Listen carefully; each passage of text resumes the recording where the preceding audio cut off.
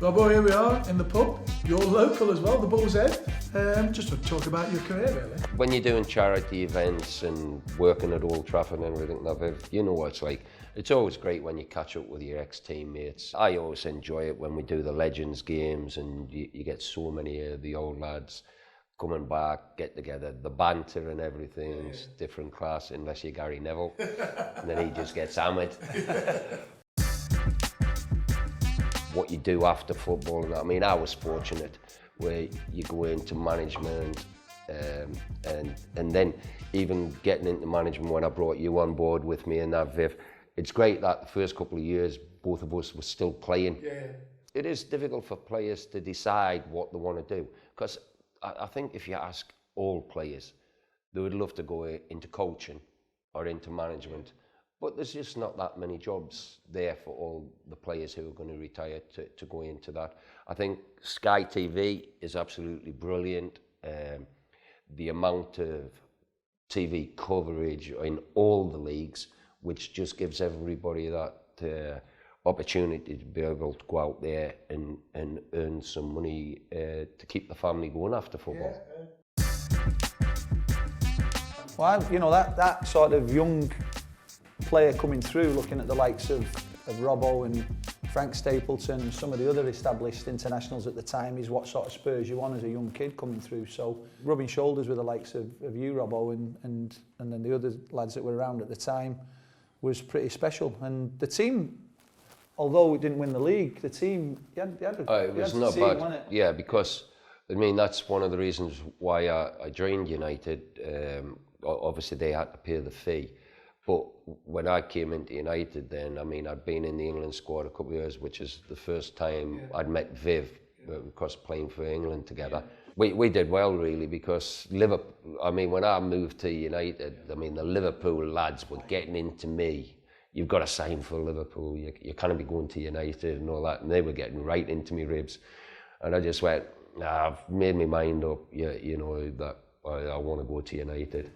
They were a good team at the time, though. They were just winning everything. They were winning Champions League. So you must have been title. Yeah, but you know, United at the time, when even though you didn't win the league, United at the time, you had their number, didn't you? Really? I thought we were building really well. You know, like with Ray, Stevie Coppell. I tell you what a miss he was once Steve got his injury, because he was a great player, Stevie. Yeah, he was. Yeah. And then like with Ray and then Frank up front, and that, you know, I just thought United are moving forward. I'm at Arsenal at the time, and we kept on going to England.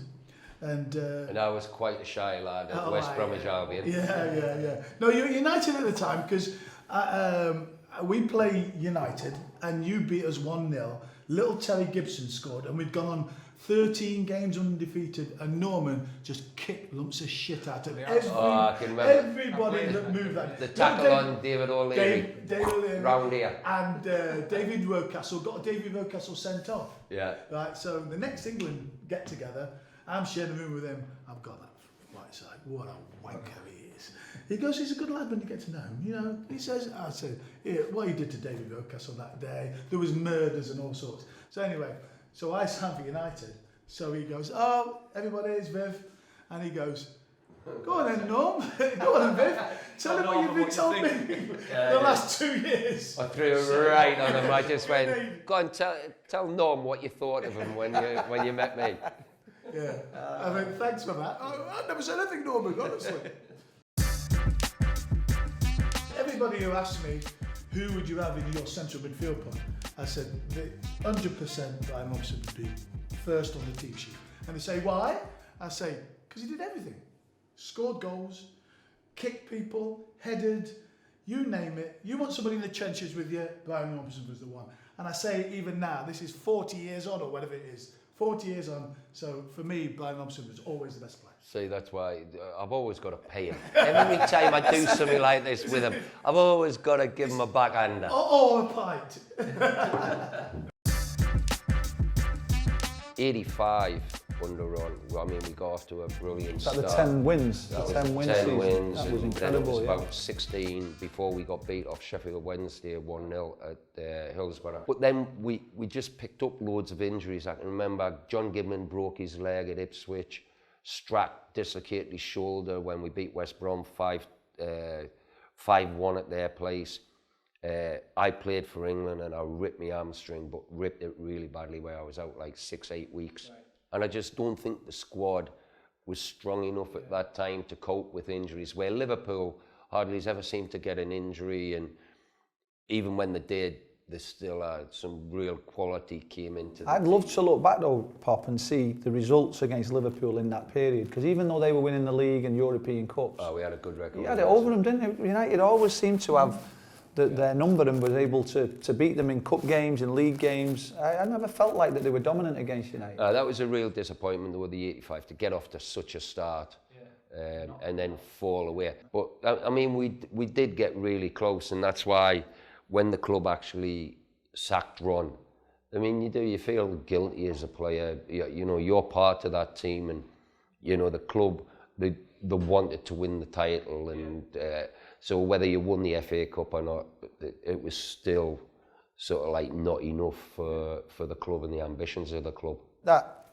period when Ron got sacked, as Robbo said there, it was a pretty sad period, because I don't really think he deserved to be sacked based on the prior record. You knew Ron better than I did, and I get a call from him, from what we're saying, listen, we've got a new manager called Alex Ferguson, he wants to sign you, because he saw something in me at Arsenal. So I went to see him, he came with the chairman, he comes in the room, he said, have you seen the chairman? I go, no, I've been here 20 minutes, I haven't seen him. He said, I'll go and find him. Goes out, chairman comes in, he goes, have you seen the manager? I'm going, what's going on? April Fool's. April 1st. What's going on here? Throw a six and get off. So we finally get together and we do the deal, and I am to be, if Brian McClare's listened to this, I am to be the first signing of Manchester United, alphabetically, because we both came together, but I went A's better than So. And then I took the 2 years out. That's right, yeah. I would never recovered since. I mean, for me, Sir Alex, when he came in, he was a little bit different to Ron. Ron was that, go and express yourself, go and just enjoy your football and all that sort of thing. Whereas Alex, the details about the opposition, details about what he wanted you to do. But then the difference I saw in him was just when he mentioned about bringing the youth players through, like Samata Dawn and everything, bringing Nobby Stiles back into the club, Kiddo back into the club, and said, right, I want you to saturate the northwest area, and we want kids from the area coming through the ranks. And so they put a hell of a lot of time and effort into that, which people didn't really see outside the club. But when you look back, you know, once you get to 92, 93, you see all these kids coming through. So all that work in that first sort of 4 years doesn't get noticed apart from the people who are actually inside the club. Yeah. Some stats somewhere about when the gaffer first came in, and the scouting system was so imbalanced that City supposedly had a monopoly on it, and Fergie flipped it, which was a masterstroke, really, you know. If we were doing badly, you'd go, right, we're having a team meeting, forget the cars, we're going into town, we're going to sort things out. I remember having a chat with Gary Pallister, remember?